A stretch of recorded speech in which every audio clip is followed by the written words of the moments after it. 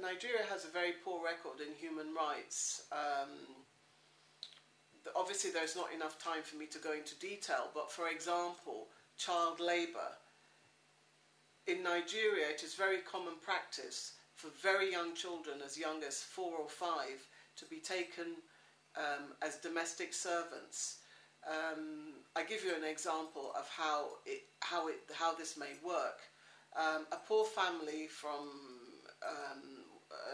a village somewhere in Nigeria has a number of children, and a richer family from another part of the country goes there and says, look, we would be interested in having one of your children to work for us as a domestic servant.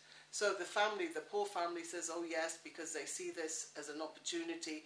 Maybe their child will get an education, maybe their child will earn some money, which then some of that money will be sent back to the family. So what happens? You have a situation where children as long as 4, 5, 6, 7 are taken away from their families and used, for all intents and purposes, as slaves. Maybe the parents sometimes get some reward, a few naira, for their child's labour. But in a lot of cases, the children are work from, for example, 5 a.m. in the morning till after midnight, and we're talking about a 6, 7, or 8-year-old child, maybe a boy or a girl. They are not sent to school. They have no education.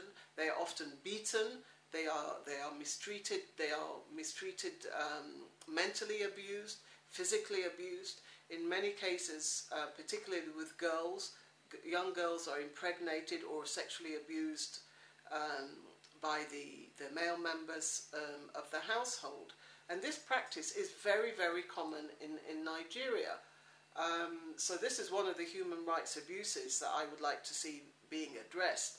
But again, the problem is that the country is in denial that this is actually taking place, let alone this is a human rights abuse. People do not see it as being an abuse. They don't see taking children like that as an abuse. I have seen it with my own eyes.